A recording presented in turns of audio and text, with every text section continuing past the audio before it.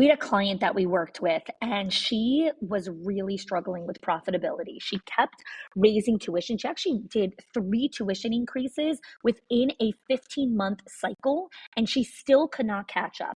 So I helped her work with our 6 money leaks in schools, and she only used 3 of the 6 money leaks and cut her expenses by 50%. 50. She did not fire anyone. She did not slash any of her programs, and she did not work more hours. Again, the 6 money leaks are not hacks or spreadsheets. These are patterns. They are small decisions that feel so normal that your school does, but they quietly drain your school's profit. So if you've ever wondered why you're working so hard, but still not seeing the return, this is your first step to clarity. Click the link in the show notes and find out what it's actually costing you.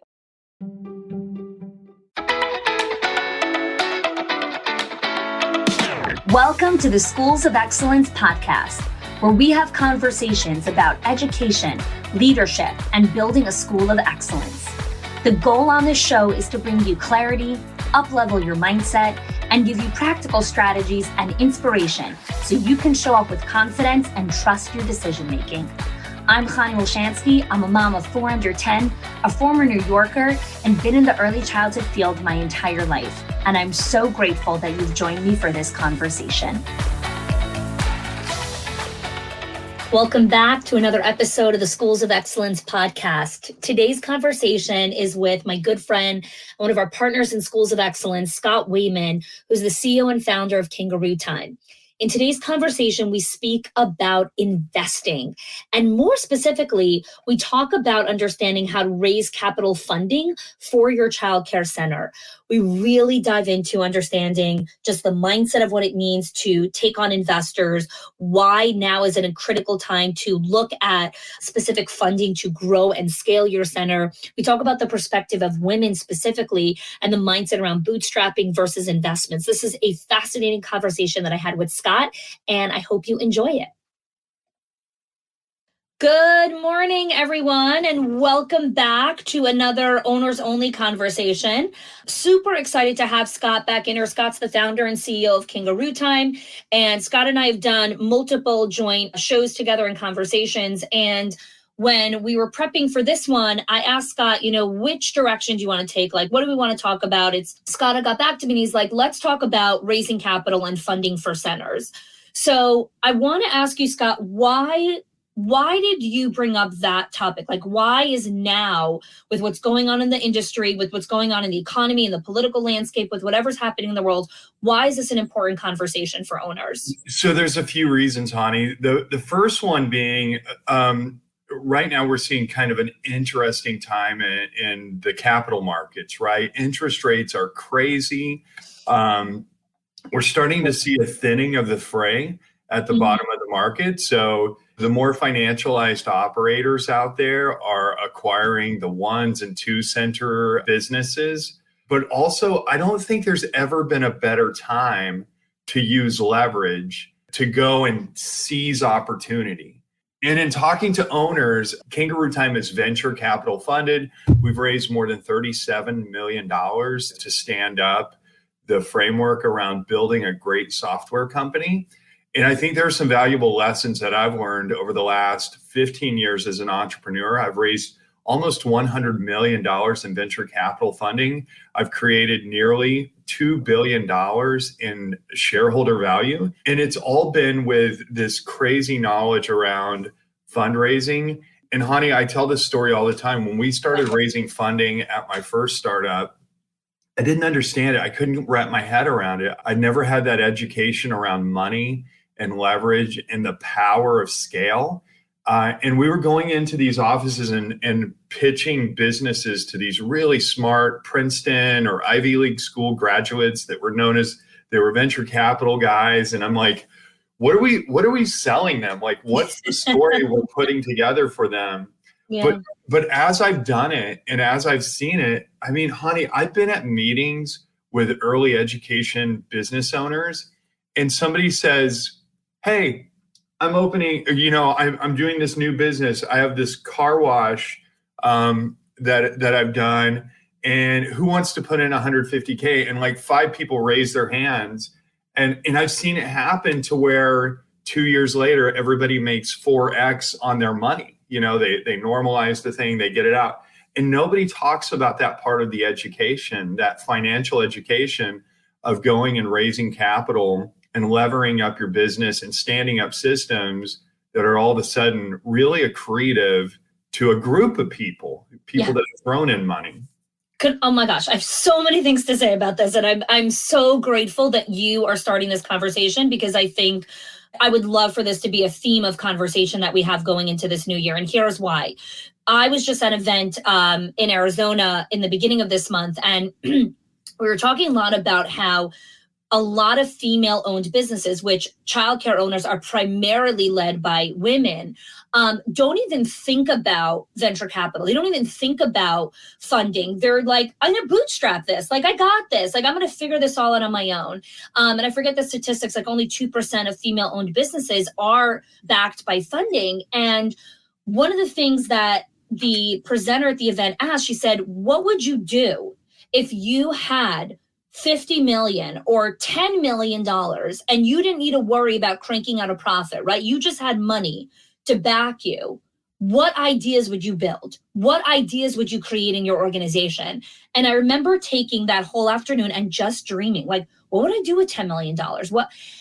It's like, oh my gosh, like we don't even allow ourselves to dream about those possibilities because we're so bootstrapped. So cool. Let's talk about this a little bit, Scott. Like, how do we shift this conversation, especially since childcares are primarily led by women? Yeah, I think, okay, so for me, the process of understanding the valuable ratchet of additional capital inside my business, it started with understanding the psychology of the investor. And as I've acquired a little bit of wealth and I'm starting to deal in different asset classes as I've grown businesses and everything, understanding the psychology of the investor, to me, is where the root of the seed starts to grow. Like, this is where it is. So you take somebody, a high net worth individual.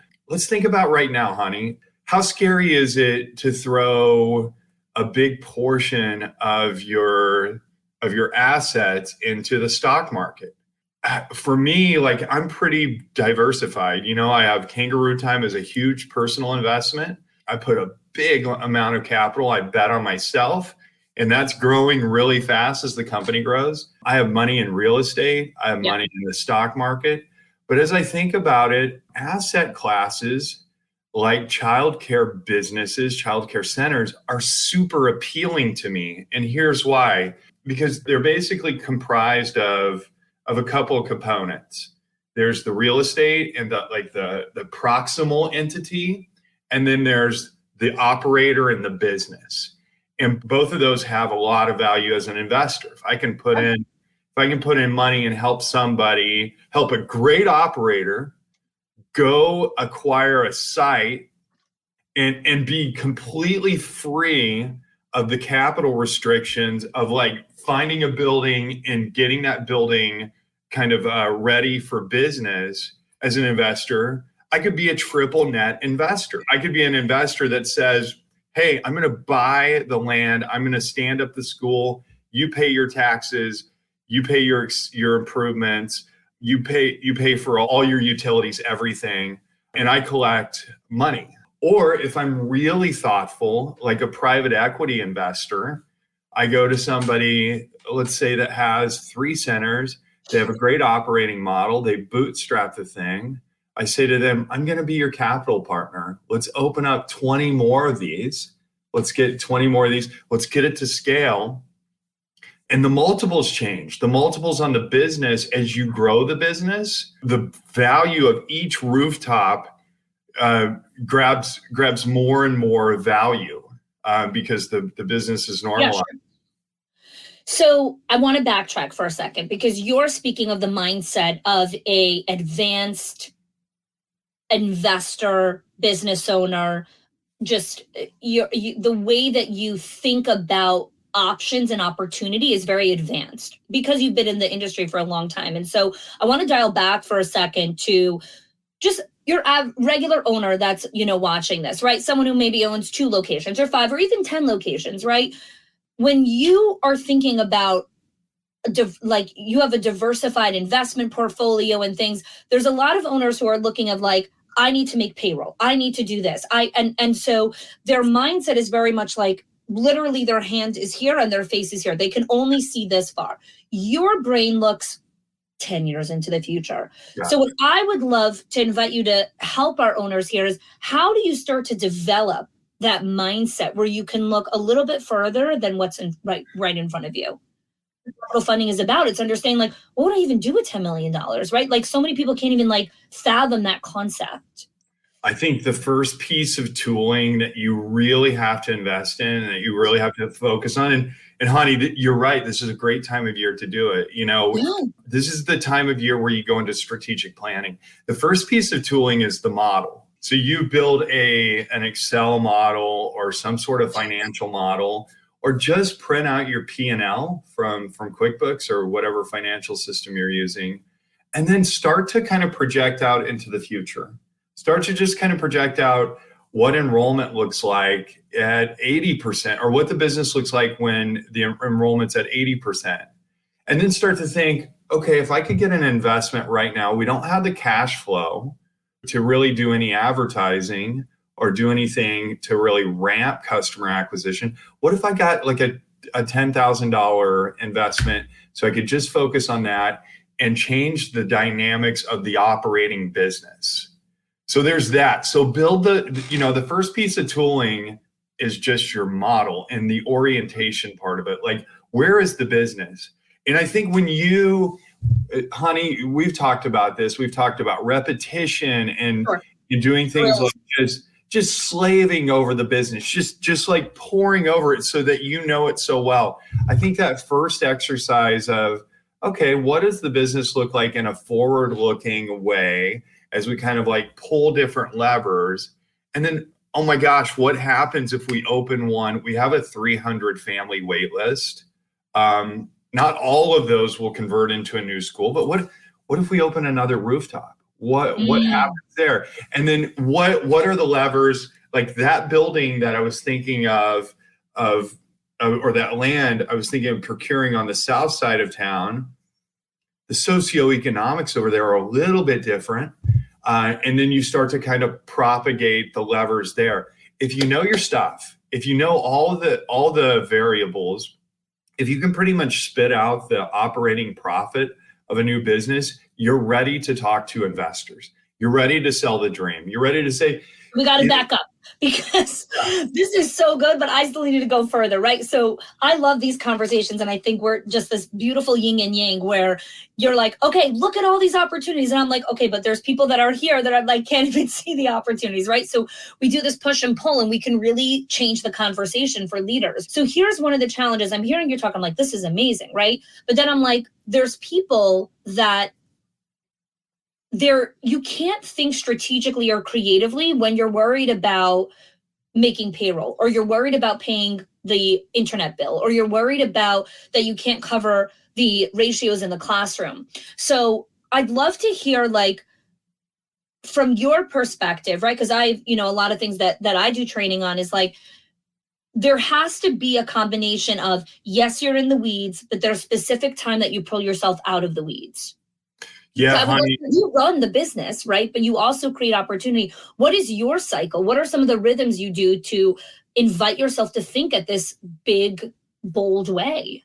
Yeah. So first of all, I've always said, in order to work on the business, you have to be operationally sound, right? So, Sure. So again, like, I get it, not being able to think through all the daily traumas, not being able to like break away from the conundrum of, oh my God, how are we going to make payroll? How am I going to? So sure. I think as a great, if you want to scale your business, you have to prepare for scale. So I think back in 2020, we had like the interesting timing of, we were starting to run out of capital and we wanted to make capital investments. And I really had to dig in for about 6 months, really dig in, make sure the business was operationally sound, make sure that I made some key hires to come in and stabilize parts of the business. You remember David David was an Oh, integral. yeah. David has since left Kangarootime and has started his own startup. That was the give and take. He wanted to come in and learn from an entrepreneur, and he's doing very well. But I had to bring in the right people so that I had the room to go out and start to work on the business and work on different concepts. So making it operationally sound. And again, no investor is interested in coming in and helping somebody that needs to raise capital because the business is a disaster. Of course. Investors want to put money in somewhere where something is operationally sound. Sure. It's seemingly, when you look at the models, it prints money. Sure. And I think that's another stretch there. That's another talking point, Hani.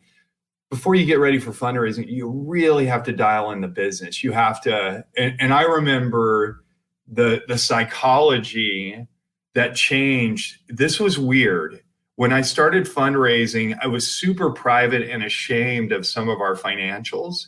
And then I had to understand, I had to orient around, we're actually running a decent business with decent margins.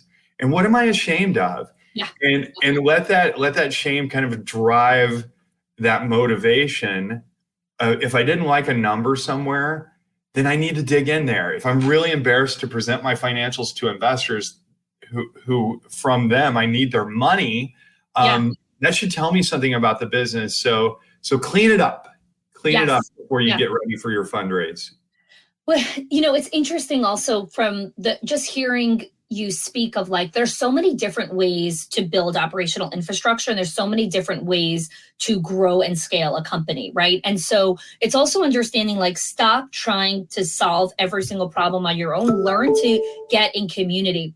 I was at this event and this person was talking about how she needed more people on her sales team. And she's like, but I can't afford it, whatever it is. And so someone at our table, she just thinks at a different level. And she's like, well, you could buy a call center, or you could buy and she's like, what do you mean? Buy something? And she's like, yeah, well, you could take money and you can actually go buy what you need. You don't have to do everything with your time or your current resources. Anyways, it blew her mind. She's like, I never realized that there's other ways to go about something. And I think specifically in childcare, we regurgitate the same ideas over and over and over and over again. And it's no, go out of your industry and look how they're solving problems and look how to bring those ideas inside of your center. So let's take a different perspective here for a second. We have an owner who is saying, yes, Scott, I love this idea. There's a piece of property that's a mile away, would love to purchase it, would love to build a second location. I don't have the money, nor do I even have maybe the credit or whatever it is and the options. What are some questions that leaders can start asking themselves? You spoke about being operationally sound. What is really the next step? Because sometimes we don't even see the possibilities. We're in the forest, we can't even see the trees. Absolutely. So one, entrepreneurship is a sickness. So have a partner is what I always say. And I think sometimes we get into this mode of I want to do this. It's my vision. I want to do this thing. But as you know, Hani, one of the most beautiful, we are designed for pair bonding as humans. This is the beauty of marriage. Business relationships can be wonderful. I don't have the money. I want to buy this piece of land. That is the exact moment where you bring in a partner. And I think the psychology, and there are many, many high net worth individuals. I know a bunch of them who have been an operator like us, Hani. And they get to about 55 or 60 and they're like, I'm wealthy. I've done it. I'm good. I want to travel with my wife. Okay, I'm projecting my fantasy. That's okay. No. I like your fantasy. Keep talking. I want to travel with my wife. I want to open up the mailbox and know that there's money coming in. Yeah. That's the perfect partner for that operator who's a little slim on cash. And they go in 50-50 and they build the new center. And of course they have all the tooling. They built out the model. They know it's going to be profitable. They know it cash flows. They know the net margins. They know everything. That is exactly where You introduce a partner, and honey, I think that's a big part of the psychology. Being in startup land all these years, the way that you think about things, like with Kangarootime, was, okay, I could do this myself, and it'll take me 25 years to build everything we need to, or I can raise $37 million and invest $1 million a month for the next 18 months and get there in 18 months for what would have taken me 25 years. Now, thinking on a smaller scale, just opening a childcare center, not smaller, more noble for sure, but different.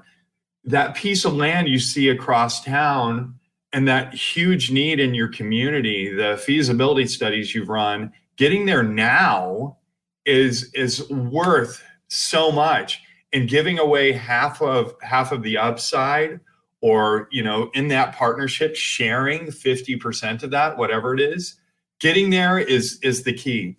And then you've got to start to think, not to get too far ahead, but that capital partner might just be able to say, I'm going to throw $1 million or $3 million to build this site, 1,200 square foot thing.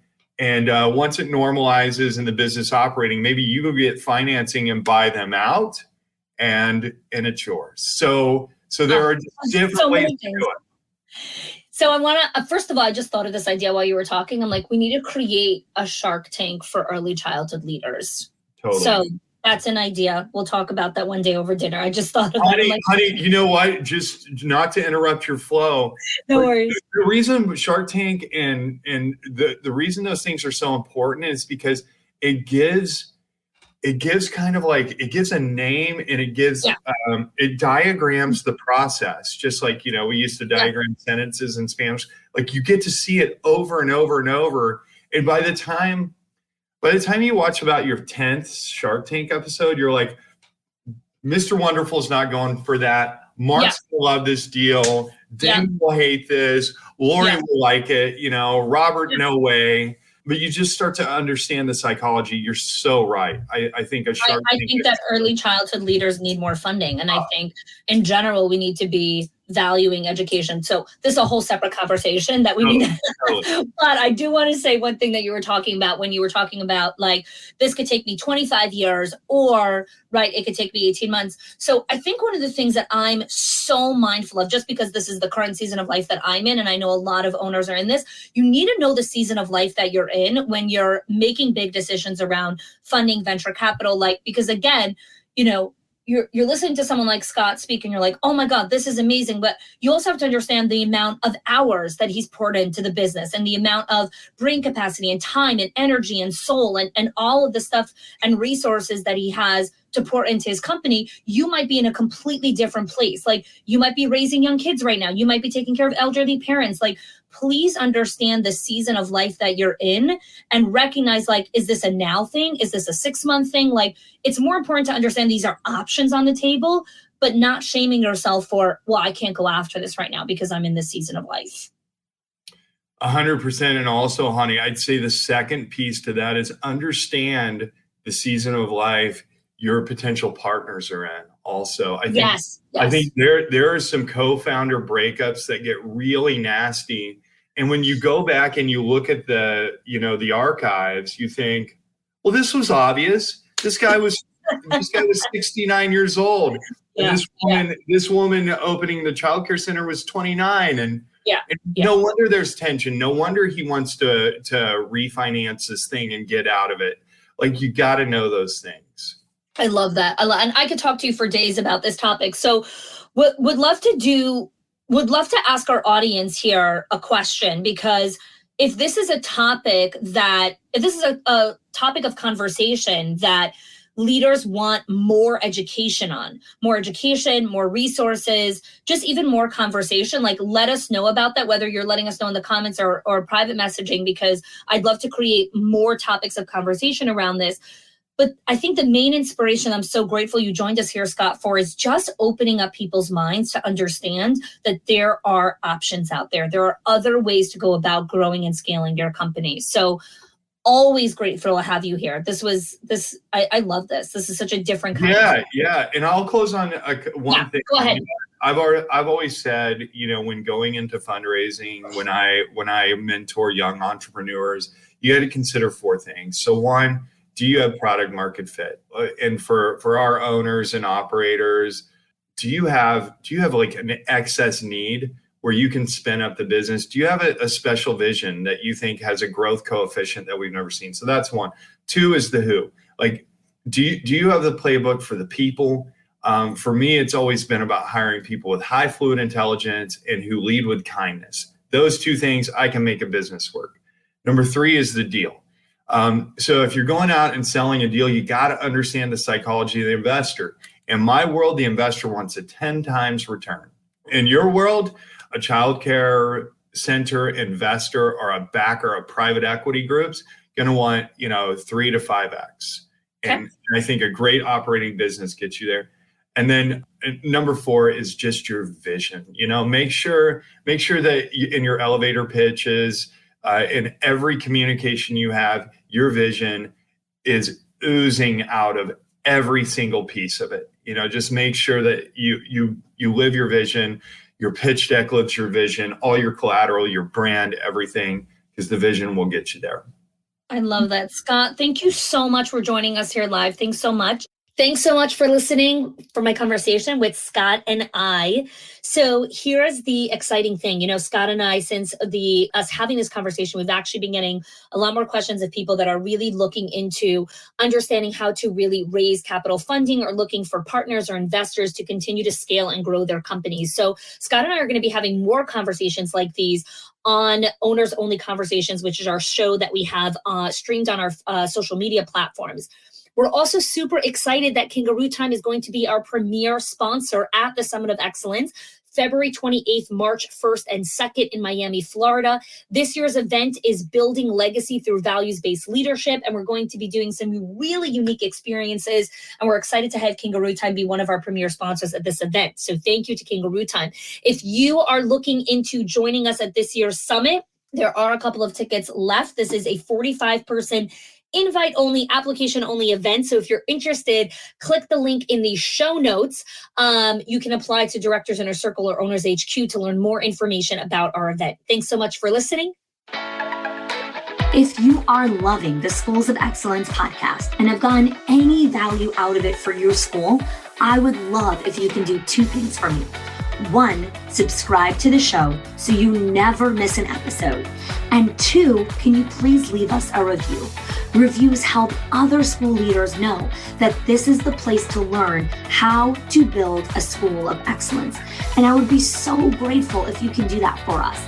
Your help and support makes this show to be able to be listened by the thousands of other school leaders all around the world. Thanks so much for listening, for giving us your time and attention each and every week. And I appreciate that you have joined us.